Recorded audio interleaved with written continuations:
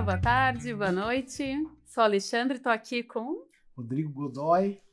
E nós somos o RH Labcast, uma parceria exclusiva da UOL EdTech com a BRH.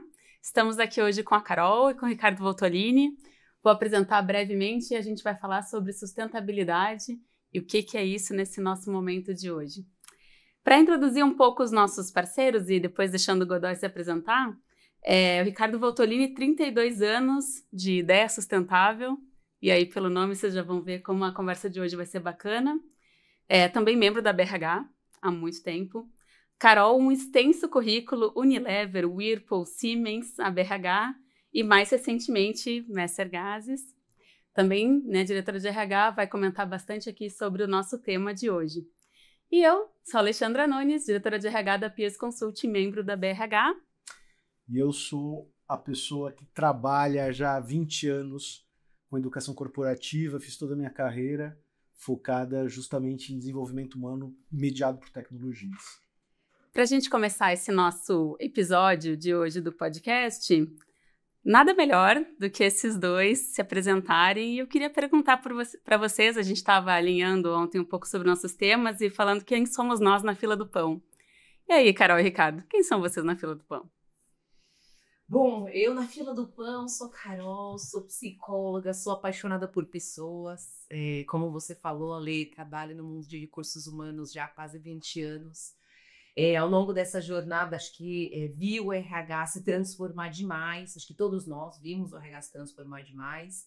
E com orgulho fiz parte dessa mudança. Acho que na época que eu entrei, não eram muitos os psicólogos no mundo de recursos humanos, inclusive. A gente era até meio rechaçado. Como assim? Você, psicólogo, vai lá para o mundo corporativo? O que está fazendo aqui? O que está fazendo aqui? Por que não está clinicando? E só consigo falar, que bom que eu estava lá. Né? Hoje a gente fala tanto de saúde mental, mas há 20 anos atrás não se falava sobre isso nas empresas. E eu acho que era exatamente por isso que eu queria ser essa pessoa na fila do pão. Eu queria estar nas empresas falando sobre isso. E desde o começo trabalhei com a RH de forma generalista, passando por todos os subsistemas, e acabou que fui crescendo na carreira até onde eu cheguei. E hoje fico feliz da gente poder falar de sustentabilidade, poder falar de muito mais coisas estratégicas no RH, que, óbvio, os processos, a digitalização, a automatização vão continuar cada vez mais importantes no mundo do RH, mas a gente também precisa falar sobre o ecossistema que o RH está envolvido, né? Acho que hoje a gente vai falar bastante sobre isso, certo, Ricardo? É isso mesmo, eu sou o Ricardo Voltolini, são quase focado em sustentabilidade, são 28 anos, 32 de ideia sustentável, e na verdade nesses anos todos eu participei direto ou indiretamente da construção de 150 estratégias de sustentabilidade para empresas. Pouca coisa? Um pouquinho.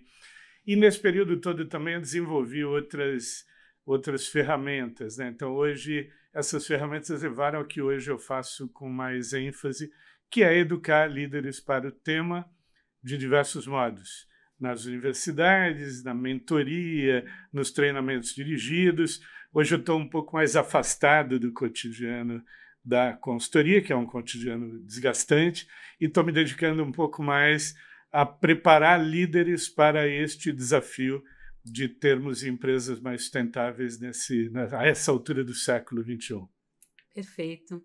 E para a gente começar esse momento, a gente estava pensando sobre o nosso tema, né, Godoy? E falando de sustentabilidade, ESG, vocês como grandes conhecedores do tema na área de RH e nos temas de tantas empresas, contextualiza para a gente, Voltolini, um pouco o que é esse ESG, sustentabilidade, esse negócio fica, que papel é esse, sabe, que a gente realmente consegue falar de RH? Sigla, né? E sigla desinforma. ESG, na verdade, é uma discussão que começou a acontecer em 2004, quando então o secretário-geral da ONU provocou os líderes de investimentos a terem investimentos mais sustentáveis ou mais orientados para a sustentabilidade, mas ficou no limbo, né, circunscrita a um grupo de ativistas durante 2 décadas, até que no auge da pandemia tornou-se um veículo importante para as empresas. Ganhou eu diria que explodiu de uma hora para outra e passou a ser o nome pelo qual o que a gente chamava de sustentabilidade era praticado nas empresas. A primeira coisa importante a dizer é que são duas coisas diferentes, embora complementares, né? Tem uma tendência a achar que uma coisa é outra coisa, e não é. Eu costumo dizer que sustentabilidade é a meta, né? É onde eu quero chegar como empresa, e o ESG é um meio para isto, e um meio que tem a ver com como eu, empresa, lido com os meus grandes impactos sociais, ambientais e de governança, então daí o E de meio ambiente, o S de social e o G de governança, é como a empresa lida com estes desafios de modo que eles não se tornem riscos difíceis de gerir e que venham a gerar uma perda de valor para a empresa. Então, basicamente, o ESG é uma ferramenta para o mercado financeiro. E sustentabilidade é o goal, é onde queremos chegar.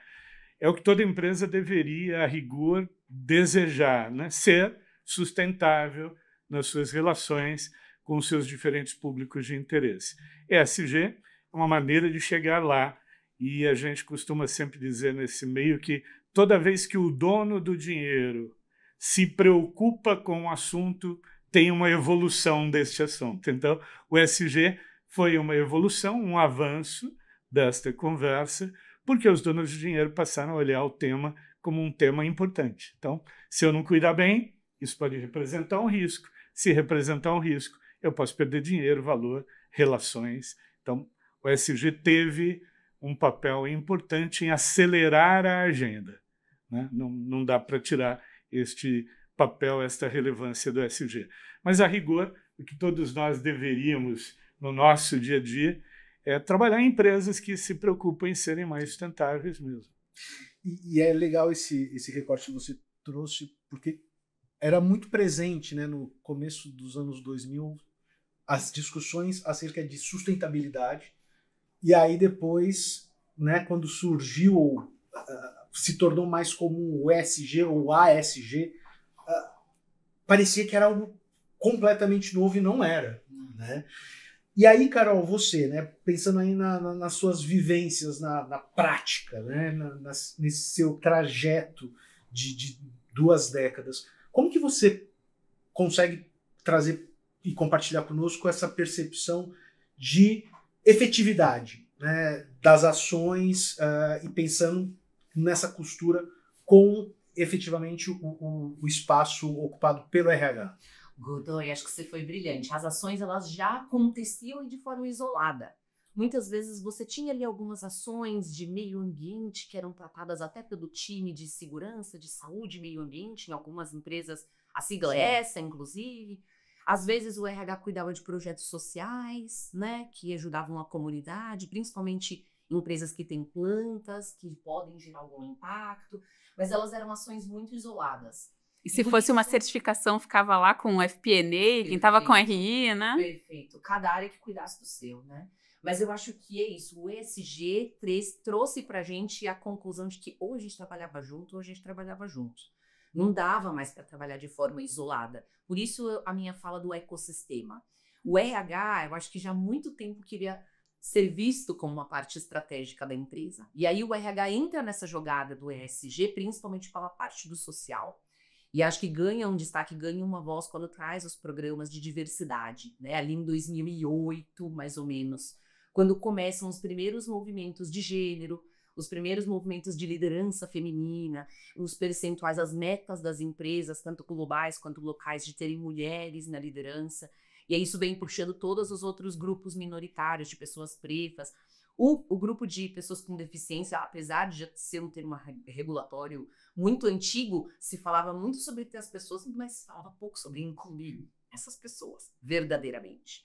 E aí começa a se falar sobre saúde no ambiente de trabalho, segurança no ambiente de trabalho, e é isso. Aí o RH já começa a trabalhar também com uma área de segurança e meio ambiente e se conectar com a governança, porque, como o Ricardo falou brilhantemente, né?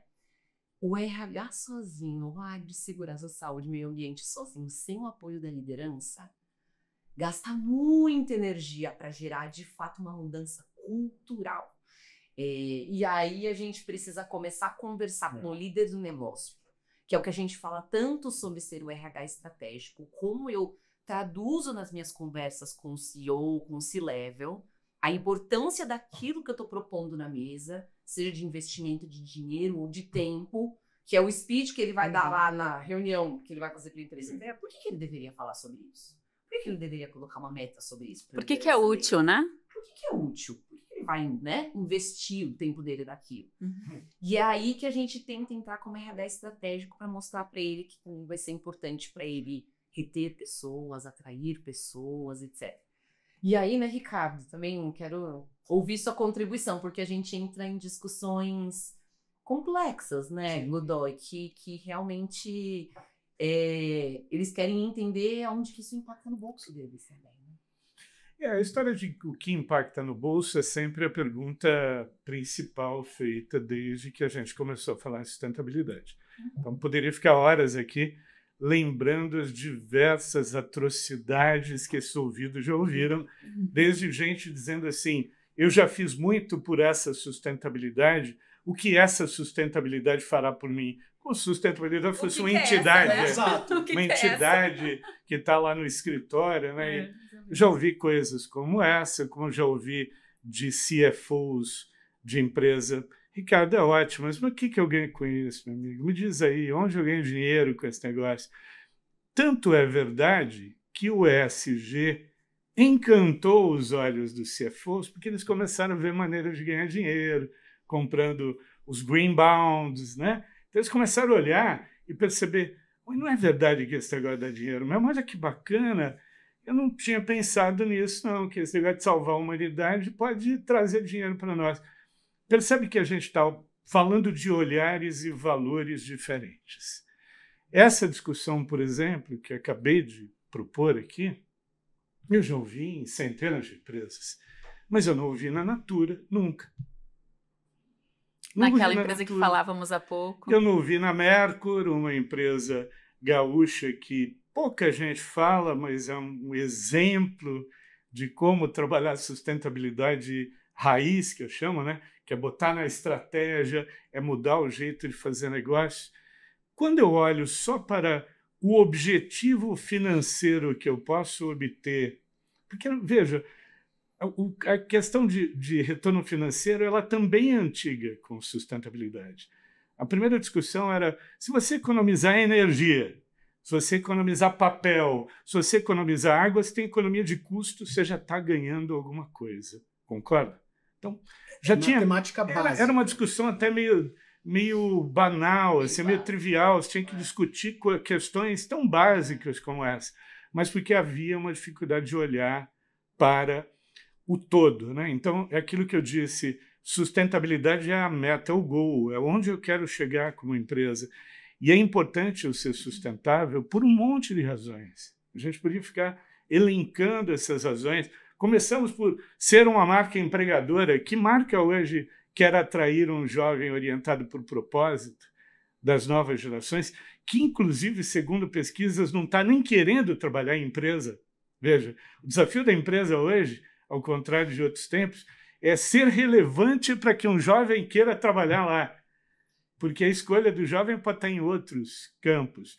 Se não tiver um valor, se não tiver propósito, muito dificilmente você vai conseguir atrair um jovem que já não quer ficar 7, 8 horas preso num ambiente de trabalho, qualquer que seja ele. Então, veja, nós estamos num momento muito importante de discussão global do que a gente chama de onda anti-ESG. Então, tem uma discussão contrária aos princípios de ESG, alegando que ESG, entre outras coisas, né, não vou entrar em detalhes aqui, mas seria uma espécie de burocratização da pauta ou da agenda de gestão de negócios. Então, tudo que é burocrático ninguém quer, né? Ninguém quer ser obrigado a fazer nada, e essa é uma das críticas que se faz hoje ao movimento de ESG, que é muito forte na Europa, né? Então, se a gente tiver que olhar para o mundo, onde é forte, Europa é mais forte, porque a discussão é mais antiga lá. Se a gente olhar para esse aspecto ESG, por que ele está hoje em decadência, e olhar para por que as empresas estão resistindo a isso, a gente vai de novo voltar à origem desta conversa, que é uma origem antiga de o que eu ganho com isso. Então, a pergunta central é sempre, mas eu ganho o que com isso mesmo, hein? Me diz aí 3 coisas que eu ganho se eu investir recursos. Antes era, vale dizer, né? Antes era investimento social privado, depois responsabilidade social empresarial, depois sustentabilidade 1.0 reativa, sustentabilidade 2.0 proativa, agora é ESG. Essa conversa é longa, então. E em todos esses momentos que eu acompanhei de perto, havia a conversa do fim. Olha, vai acabar essa responsabilidade social, hein? Sustentabilidade vai acabar, ESG vai acabar. Pode até mudar o nome, e é provável que mude o nome, porque o nome ele já não é um nome bom, né? Então, e ainda está em decadência. Mas o que não vai mudar, nunca, é a necessidade de termos empresas melhores para o mundo. Isso não vai mudar. Pode ter certeza. No mínimo, se não for por orientação para ter um planeta melhor, com recursos melhores, ou assegurar eticamente às próximas gerações que elas tenham recursos para poder produzir e viver bem, no mínimo, uma questão bem egoísta, que é eu não vou ter gente para trabalhar comigo neste curto espaço de tempo. E aí que a gente ouve muito, né, a história do employer branding, né, que é uma discussão muito ligada ao tema, né? Este é um tema de employer branding, está claríssimo que é. Por isso que os RHs também migraram para esta conversa, né? E aí, só pegando esse gancho, já passo para você. Imagina, sem problema. Essa discussão de o que eu ganho com isso, eu acho que você conseguiu trazer bem, né, a maneira como quem não está na mesa de discussão pode imaginar que aconteçam as discussões, né, num board, numa alta gestão. Só que hoje, além de todas essas questões relativas à atração de talentos, retenção, a gente vê, e hoje, né, como a gente estava falando, não tão hoje, mas a gente percebe que existe como se fosse uma necessidade do selo ESG para inúmeros ganhos reais, por exemplo, para você conseguir investimento no mercado, para você ser fornecedor de determinadas frente, exato. Tem até índice, né? Isso já agora não tem mais essa discussão que eu ganho com isso. Isso está mais palpável. Como que vocês, e aí começando por você, Carol, depois eu quero te ouvir também, como que vocês percebem que isso pode reverberar ainda mais daqui por diante, né? Porque eu acho que essa realidade já tá aqui na nossa frente, né? O que a gente pode esperar mais? O que a gente pode esperar além disso nos próximos 5 anos? Godoy, eu acho que até um pouco da conversa que a gente estava tendo antes. O para além do que eu ganho com isso, é o que eu perco com isso. Porque o que a gente estava conversando aqui, né, antes de começar, dá para aprender pelo amor e dá para aprender pela dor. Como é que era a história dos Cs lá? Faço por convicção, por... dá o tempo para pensar, né? Eu posso daqui a pouco falar disso. Dá para aprender pelo amor e dá para aprender pela dor. E eu acho que vão ter empresas no mercado, Godoy, que vão aprender dos dois jeitos. Algumas, como o Ricardo já falou, que já estão no amor há muito tempo, que já entenderam, elas já acompanham os indicadores dessas metas, das ações, e realmente fazem porque já sabem o retorno disso. Outras, um tema que a gente não falou aqui, mas que também ajudou a dar destaque para o ESG, foram grandes escândalos de compliance. Exato. Algumas empresas passaram a criar suas áreas de ESG também por escândalos de compliance, tanto assédio moral, assédio sexual, assédio... Governança da empresa. Exato, exato. E aí a governança é uma associação tópica. Então, eu acho que daqui para frente é isso. É quando a gente olha esses números e é realmente acompanhar esses números e ver eles traduzidos na realidade e as pessoas vão escolher, e a gente está falando muito de colaborador, né? Uhum. Mas não é só colaborador, é consumidor também. As pessoas vão escolher estar nas empresas ou consumir dessas empresas, principalmente B2C, isso aqui, né? Mas aquelas que elas veem consistência nos números que são apresentados em relatório, propaganda e assim por diante. Senão a máscara cai rapidinho. Porque o que você até falou também aqui no nosso aquecimento, a informação hoje está muito fácil para todo mundo. A verdadeira é falsa, né? Exato. A curadoria se faz necessária, né? Mas a informação está ali. Exatamente. Ela está ali. Então, ela permite que tanto funcionário ou futuros funcionários quanto consumidores vejam quanto que aquela empresa realmente é consistente nas práticas dela. E pode escolher não consumir mais, não seguir mais, não querer trabalhar mais ali. Então, o que eu vejo dali para frente vai além da atuação, é sobre a manutenção desse público. E não é só o que eu ganho, é o que eu perco também. Eu acho que essa colocação é muito interessante. Eu acho que a pergunta que você faz ela é interessante. Vamos pensar no seguinte. É um pouco assim, é como se fosse um clube e eu não posso estar fora desse clube. Então, esse clube chamado ESG é como se fosse um clube de elite de empresas que estão preocupadas com as questões ambientais, sociais e de governança e que, ao cuidarem dessas questões, seriam mais virtuosas.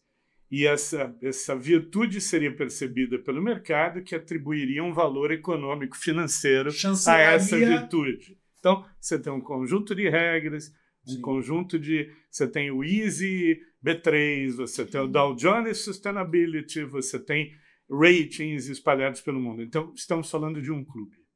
Como qualquer clube, eu posso estar nesse clube por convicção. Então, eu entro no clube convicto de que eu tenho que fazer o melhor. O que fazer o melhor é o seguinte: se eu sei que eu tenho um determinado processo que lança um resíduo líquido no rio da cidade e prejudica a vida das pessoas, eu tenho que resolver isso. Mas porque eu acho importante resolver. Não porque estão batendo na minha porta e me cobrando uma multa por aquele impacto ambiental que eu gerei. Então, por valores, por convicção, eu faria o certo. E exploraria as oportunidades, não com olhar no custo, no que eu vou perder, mas no que eu posso efetivamente ganhar nas relações com as minhas partes interessadas. E gera muito valor. Mas eu posso estar também por conveniência, né? Então, pensa como se fosse um indivíduo. Eu posso estar convenientemente. Meu concorrente está lá, eu tenho que estar também, né? Mas peraí, mas eu não acredito tanto. Sim, mas veja, eu já ouvi isso tantas vezes.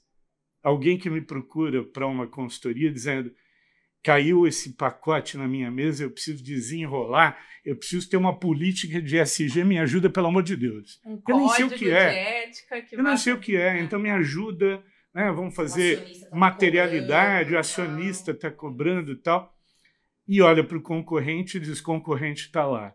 O terceiro aspecto é o pior deles. E também eu vi acontecer muito nesse período de 5 anos de ESG, mais estourado no mundo, que é o do constrangimento. Sabe o que é constrangimento? É o da multa. Eu vou te dar um exemplo para quem está nos ouvindo entender do que eu estou falando. É quando você tem o seu principal fornecedor, é o Boticário, é a Natura, é o Itaú, é a Gerdau, e eles dizem para você: amigão, cadê o seu compromisso de sustentabilidade? Eles falam: mas eu nunca pensei nisso. Pois olha, está na hora de pensar. Ó. Se não, pode ser que você não seja mais nosso fornecedor daqui a algum tempo. Aí as pessoas correm atrás para construir políticas de sustentabilidade, tudo fake, para mostrar ao cara que disse que se você não tiver uma política, você deixa de ser fornecedor. Olha para a escala e pensa: convicção, né? Constrangimento está aqui, né? Tem um no meio que é conveniência. O que é melhor fazer na vida? Pensa no indivíduo. É você ser obrigado a fazer, porque você tomou uma multa, uma bronca, né? Porque se sente culpado? É fazer só porque alguém está fazendo e você também não quer ficar de fora? Ou é fazer porque realmente você acha aquilo importante? Então, quem inventou os 3 Cs foi o Fábio Barbosa, não é expressão minha. Fábio Barbosa é o presidente da Natura hoje. E quando cunhou essa expressão, ele era o presidente do Banco Real e foi um líder no Brasil que empunhou a bandeira dessa discussão. O Banco Real, verdade. Né, nesse período saudoso, o Banco Real realmente encampava essa discussão já lá, né, quando a gente está falando começo do século XXI. Né? E a gente falou bastante sobre o porquê. No final do dia, né, os motivos podem ser diferentes, mas que bom que pelos porquês aqui as pessoas vão entrar, as empresas vão entrar, espero que por convicção, mas no final do dia elas começam. Mas tem o quando, né? E eu queria perguntar nas vivências de vocês práticas, dos teus 150 projetos, né, Ottolini, das várias vivências da Carol, quando que vocês viram que funcionou? Né? O que era comum nas vezes que funcionou bem, independente do motivo que fez as empresas engajarem em sustentabilidade, como eu já estou usando aqui, não mais o ESG, que o Ottolini já nos falou que está como nome ultrapassado. O que vocês ressaltam? O que funcionou quando funcionou? Né? Quando que isso dava certo? E quando não, o que evitar? Para a gente ir para a prática, né? Nosso podcast aqui, né? Exato, vamos trazer casos, né? Situações. Essa bola aí, agora você corta.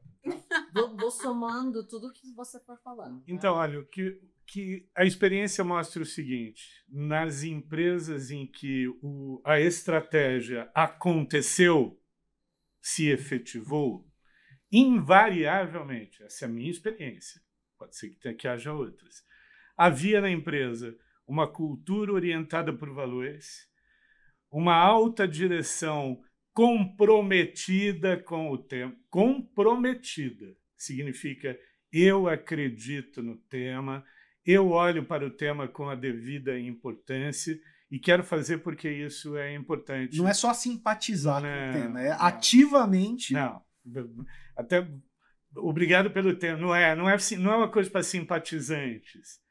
É porta-voz, liderança porta-voz, que pega o tema, que pega a estratégia, desdobra a estratégia, chama o RH para a conversa, na mesma mesa de tomada de decisão, e diz como a gente pode criar uma cultura em que quem está lá na ponta perceba que o papel dele é importante na consecução de uma ou outra ação e objetivo que está na estratégia. Então, invariavelmente, tinha uma cultura orientada por valores. Não estou falando de uma empresa boazinha, uma empresa só virtuosa, mas tinha uma cultura de valores humanos forte. E um C-level muito comprometido em fazer acontecer. Porque tem uma hora do dia, e eu vivi esse momento muitas vezes, que quem está tomando a decisão vai ter que tomar uma decisão mais corajosa. E essa decisão corajosa, se ela não estiver orientada por valores, ela vai ser a mais fácil. A mais fácil qual é? Investimento? Não, agora não é a hora. Vamos deixar para depois. Eu acho que a empresa não está tão preparada ainda.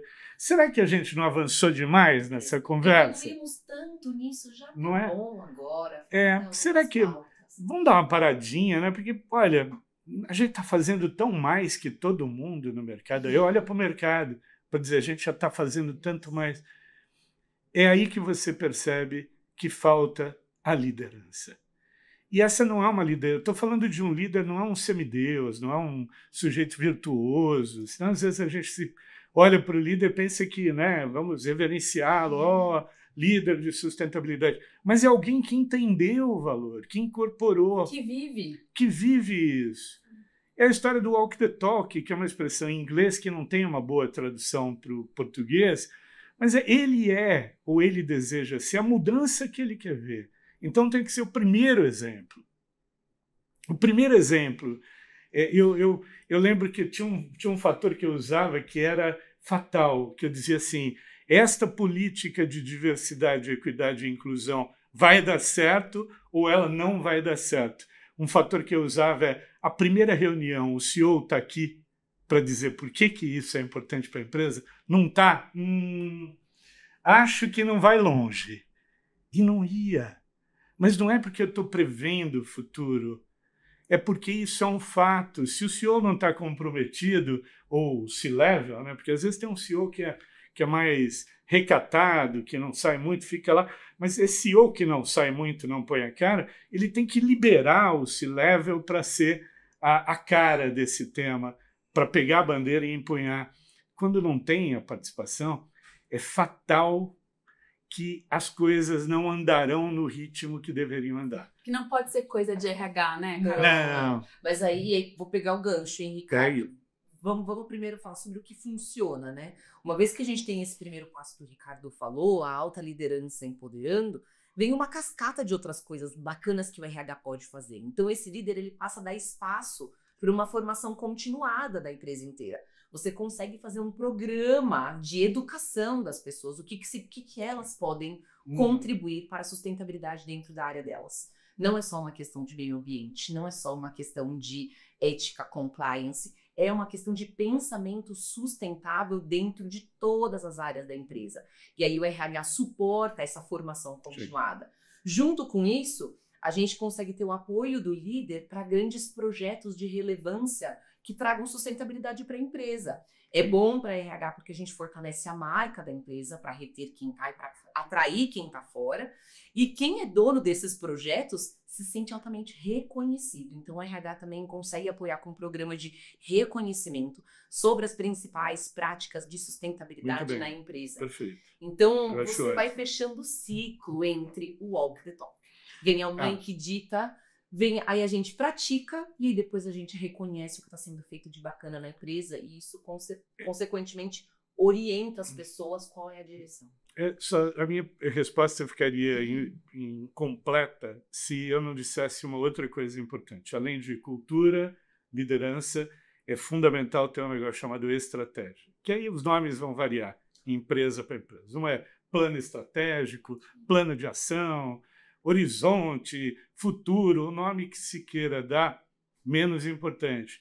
O que é uma estratégia? Porque a estratégia é um mapa. É definição clara dos grandes temas materiais.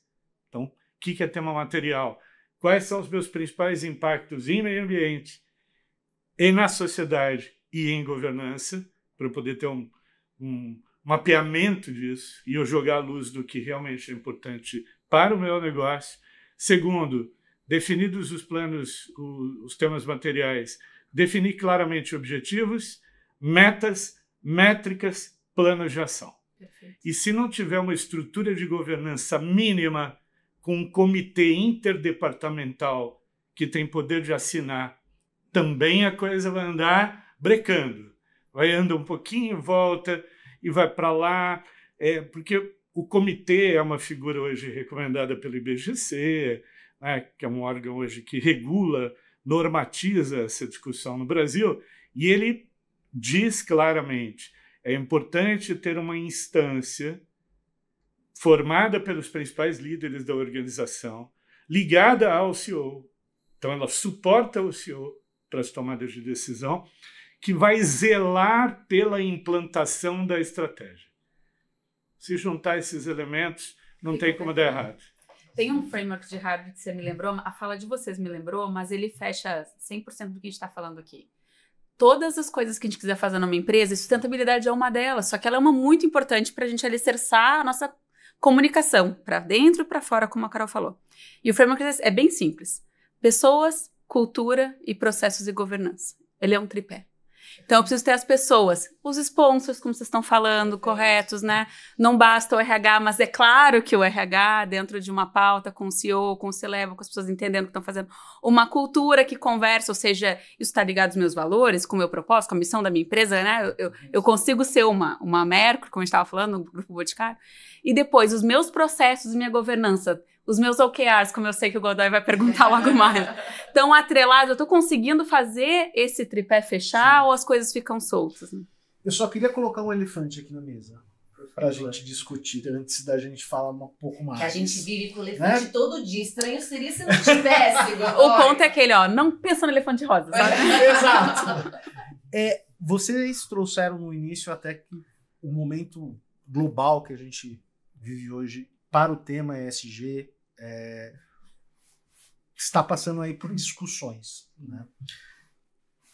Como uma empresa genuinamente, que acredita genuinamente, que aplica genuinamente, deveria se posicionar quando, né, de alguma forma, por exemplo, a gente observa aí, principalmente nos Estados Unidos, né, essa questão do DEI, né, antipolítica, que isso não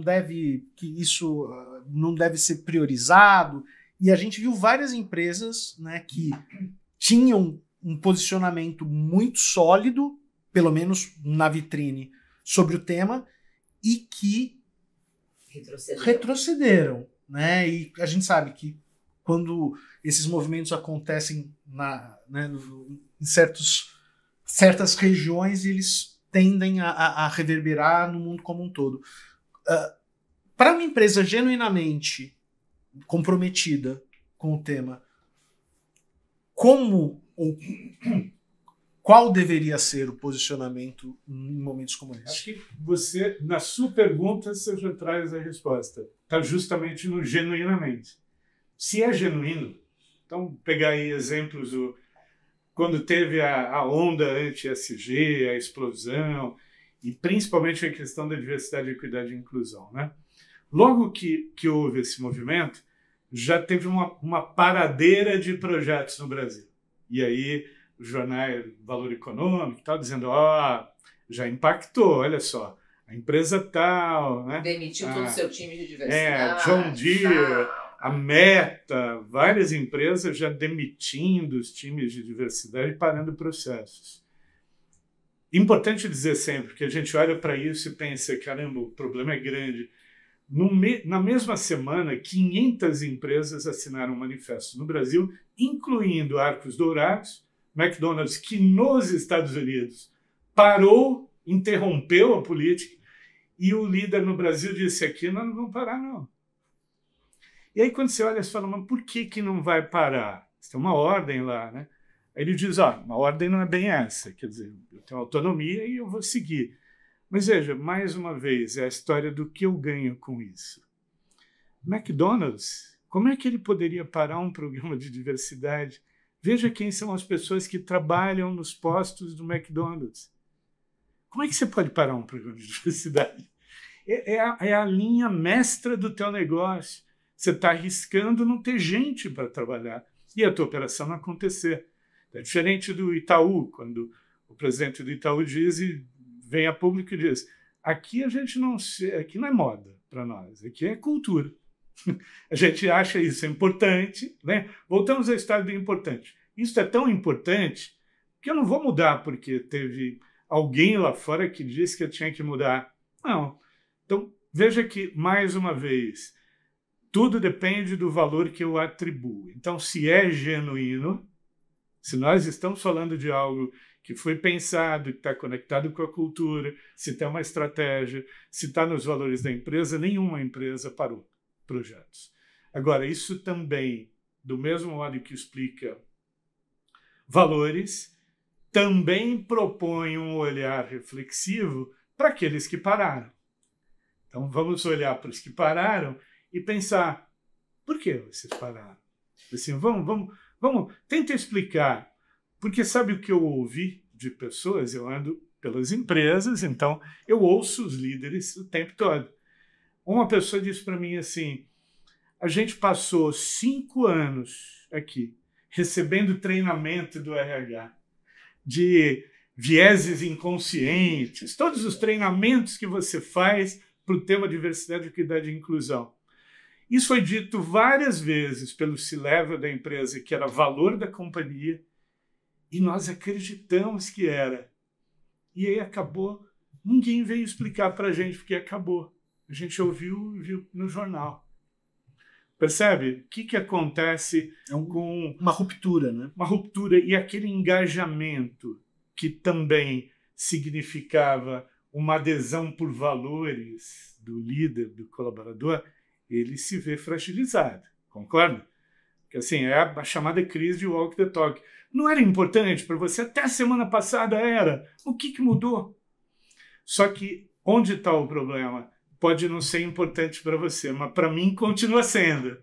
E o que eu faço com isso agora? Né? Ricardo, acho que a provocação só que eu vou trazer é perfeito os seus 2 pontos entre o manter ou não manter, mas eu acho que existe uma situação no meio do caminho. Também compartilhando um pouco das minhas experiências. Às vezes a empresa ela é convocada a parar com seus programas, enfim, por todos esses motivos, não vou repetir. E às vezes a empresa não consegue de forma tão incisiva falar obrigada pela sua recomendação, eu sou o presidente, eu vou manter. Porque ele reporta para alguém lá fora que ele também, né, presta contas né? Que ele também depende do emprego dele e ele tem que se adaptar de alguma forma. Mas às vezes ele também acredita. E aí a gente falou muito sobre dar luz no fim do túnel para os profissionais de RH, né? Talvez outras pessoas que estão escutando a gente aqui ouçam isso. Fala, putz, eu acredito. O meu E CEO, a minha empresa não está fazendo. Meu CEO, minha CEO também acredita. Mas a gente não pode sair fazendo propaganda disso, porque não permitem. Eu acho que há, sim, um espaço no meio do caminho. Eu acho que a gente pode, sim, continuar com os nossos programas, contando eles de uma forma diferente, mas sem rasgar, sem jogar no lixo.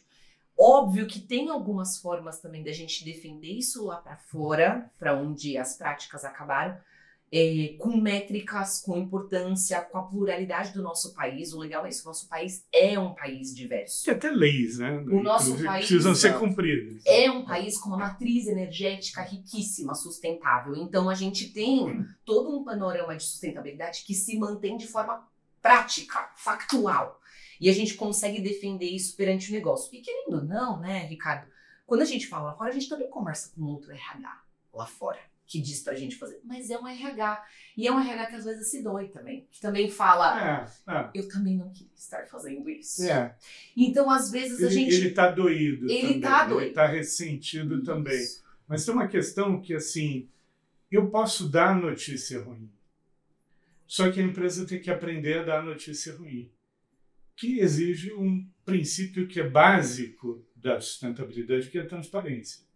Então, assim, tudo bem, eu recebi uma ordem lá fora e eu quero preservar o meu emprego, né? Então, deixa eu preservar o meu emprego, se eu fizer diferente do que a matriz está pedindo, eu corro o risco. Então, tá bom, legal. Primeira coisa que eu faria, eu, líder de empresa, e os melhores líderes fariam a mesma coisa. Deixa eu ver como eu vou contar para as pessoas. E talvez seja melhor eu contar da forma mais transparente possível, né? É um pouco aquela história de... Todo mundo já viveu a situação, o pai que perde emprego e fica escondendo dos filhos que ele perdeu emprego. Aí as crianças querem comer uma comida melhor, e o pai está só escondendo. Chega e discute com seus filhos e diz, olha, eu perdi o emprego, ou eu não posso mais fazer isso. Como é que a gente vai lidar com isso de forma madura, nós como grupo? Essa falta de transparência acaba acentuando a distância e reforçando justamente o que eu acho que é um dos grandes nós que a gente está vivendo agora. É a distância entre o discurso e a prática. Essa crise de walk the talk, ela está muito claramente colocada. Que tudo entra na cultura, né? Porque a gente está falando aqui do genuíno, de verdade, mas no final do dia, isso tudo é sobre a cultura. E aí imagina se essa empresa que você está falando ainda tem como um dos seus valores uma palavra do tipo transparência. Pois é, se a gente for olhar para os valores das empresas... muito maior. Pois isso. Imagina que está lá pendurado na parede. Que o teu valor é... Se eu sou RH, eu saio da sala e vou chorar.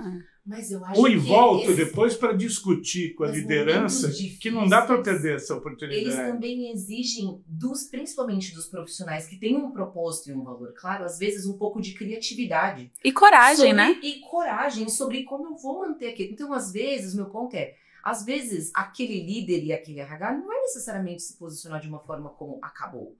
Mas ele vai se posicionar de uma forma de, a gente vai fazer diferente agora. Talvez não vai ser como era antes, mas também não vai ser zero.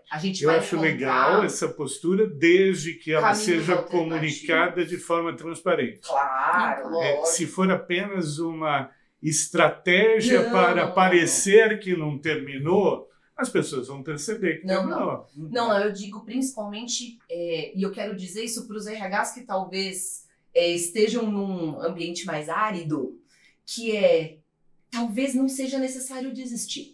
Talvez hajam caminhos alternativos. Na verdade, deixa eu firmar uma posição. Desistir, para mim, é a última expressão. É isso aí. É a última.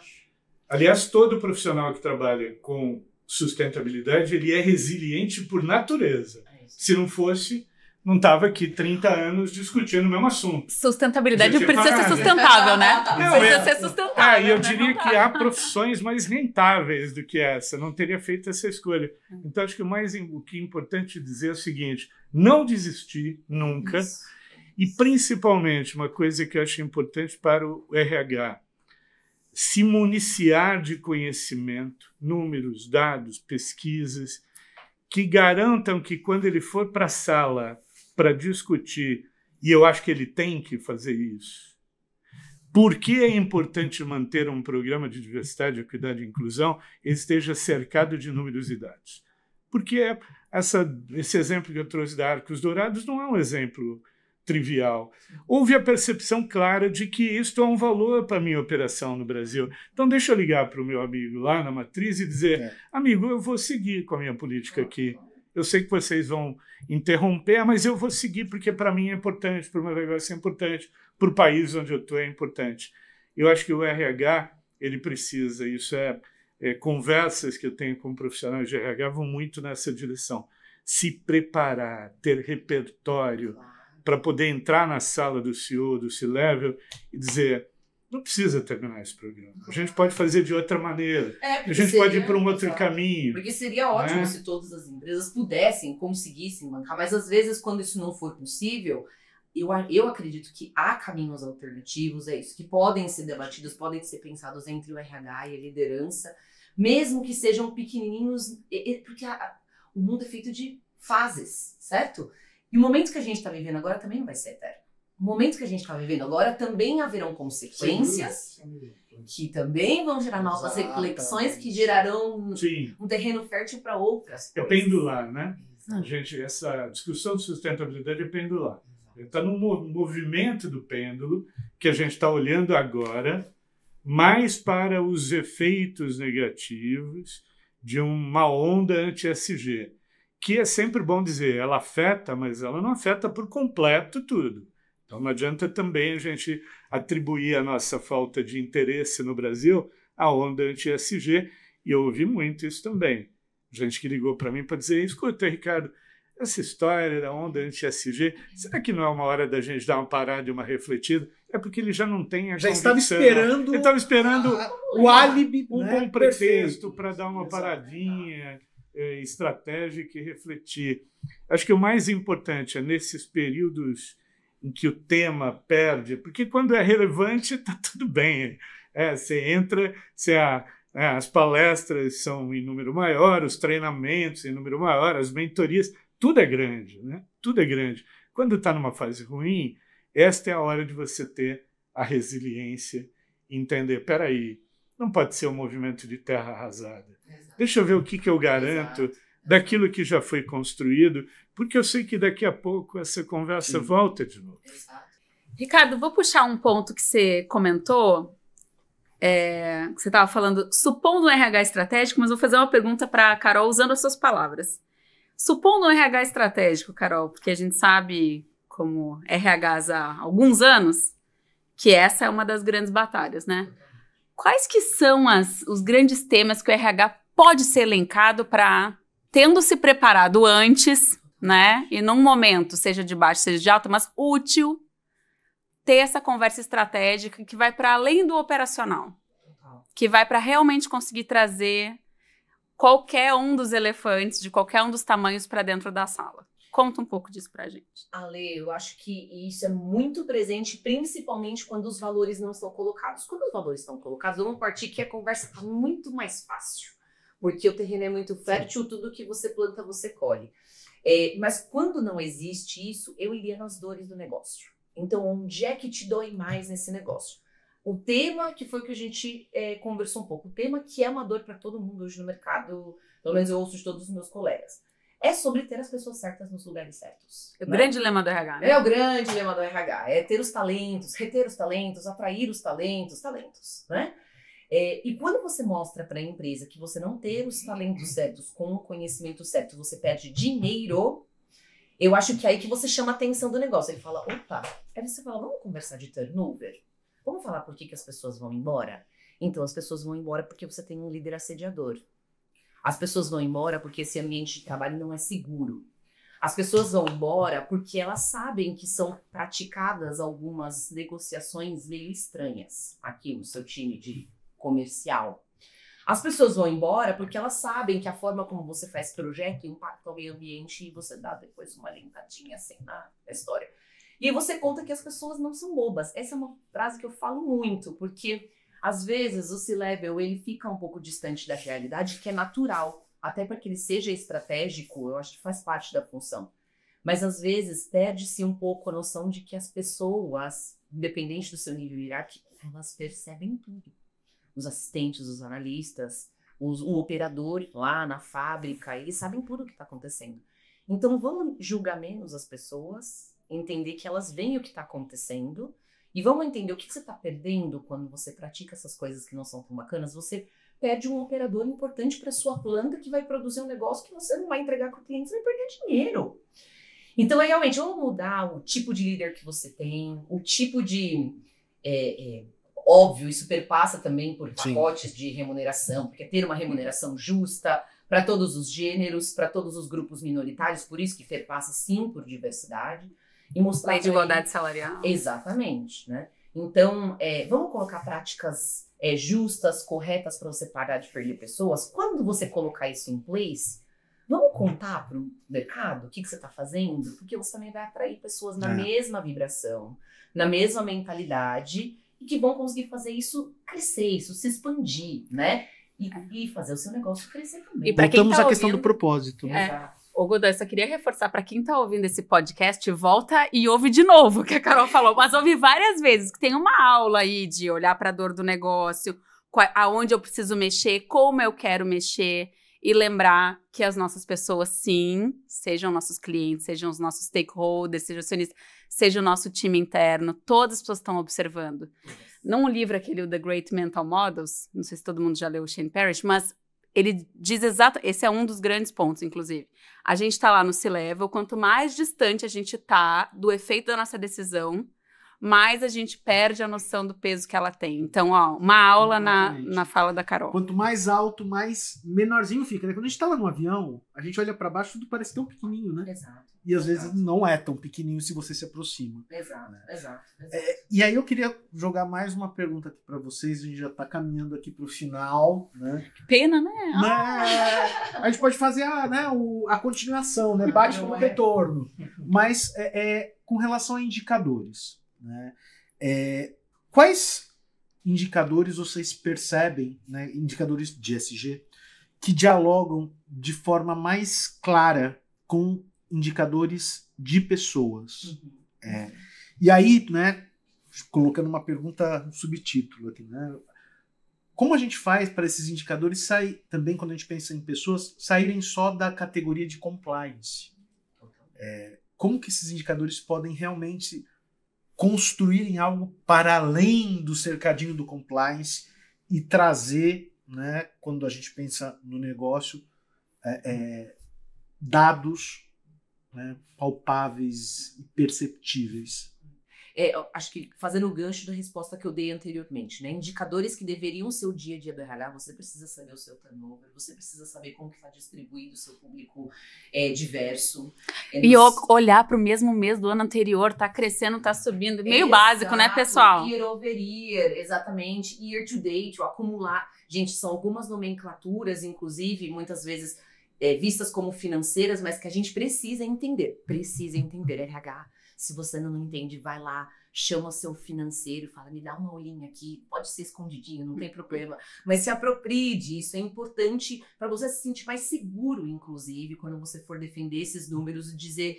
E uma outra coisa que eu falo muito também sempre para os meus times parem de se esconder atrás do número grande, porque às vezes você mostra lá um número grandão, assim, não, 80% está coberto. Aí você fala, abre por líder. Abre por área, abre. E aí quando você vai abrindo todos esses indicadores, você vê que a realidade não é tão bonita quanto ela parece. Então saiam dos números grandes, vão abrindo. Dá trabalho mesmo. E que bom que a gente está falando de automatização, inteligência artificial, porque a gente precisa sim investir em Power BIs e afins que ajudem a gente a ter isso de forma mais fácil, não gastar tanto tempo, para a gente poder ser ágil do jeito como o negócio espera, trazer esses números e tomar as decisões certas. Mas acho que isso, então, turnover, os nossos números de diversidade, ver como isso está refletido área por área, líder por líder, ver também como a gente fecha as nossas vagas, qual é o número de candidatos que se inscrevem nas nossas vagas? É 1, é 2, é 50? O interesse, né? existente, o engajamento. Exatamente. Essa palavra engajamento que a gente vê em todo lugar. Exatamente. Porque as pessoas agora deixam eu de ver. jogar um elefante. Né? Vai lá. Mais um. Só pra Que gente cor vai terminar ter com- esse? Escolher uma cor, mas isso que eu vou dizer agora tem a ver com indicadores, de um modo geral. Né? O tema é indicador. Uma boa discussão pensando sobre o aspecto da sustentabilidade, uma empresa sustentável, relações sustentáveis com seus públicos, a começar pelos colaboradores, seria como eu, de fato, pauto concreta e objetivamente meus indicadores de desempenho. Porque há uma queixa claríssima com os profissionais de RH, porque normalmente vai bater neles, isso, né? Que as pessoas estão adoecendo, né? Estão tendo crises. E aqui eu vou contar a história sem mencionar a empresa para evitar só constrangimentos ou jogar o holofote muito duramente sobre o caso, que eu acho que tem muitos casos parecidos.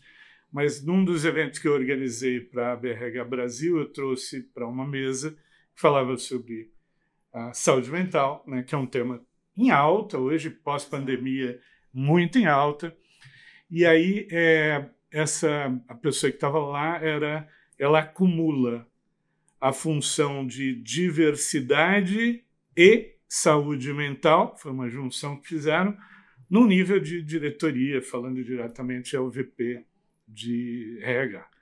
E ela está dizendo o seguinte, né, porque acho que ninguém fez a pergunta, e ela, sentindo que ninguém fez a pergunta, colocou dizendo, lá na empresa, na minha empresa, a gente está começando a olhar, a gente já tem várias pesquisas e números mostrando por que as pessoas estão adoecendo, mas a gente está mergulhando um pouco, um passo atrás, que é perceber qual o impacto da minha política de negócio no adoecimento das pessoas.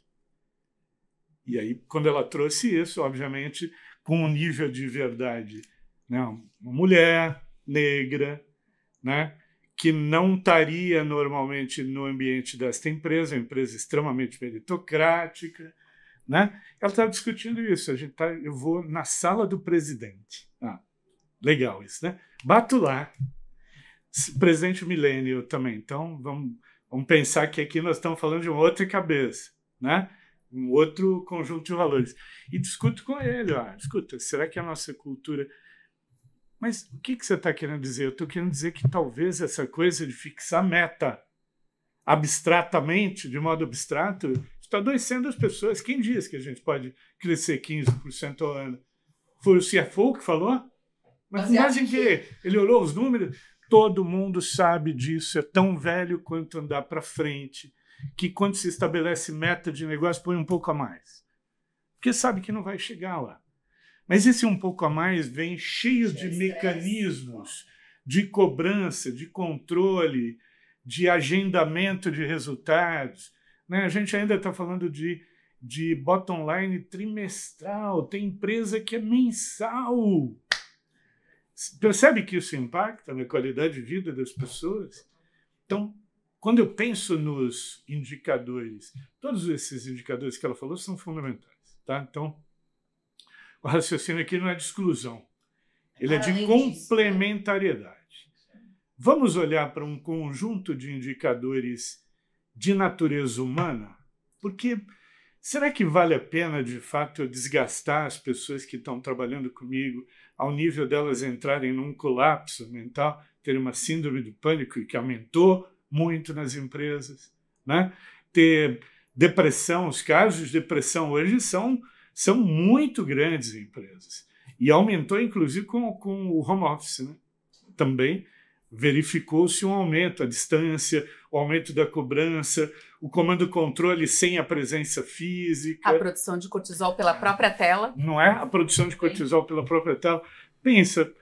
Vamos pensar aqui, já que nós estamos falando para profissionais de recursos humanos, que entre todos os indicadores, que são importantes, claro, porque eles sinalizam objetivamente para onde a gente quer ir. Então, não estou descartando eles.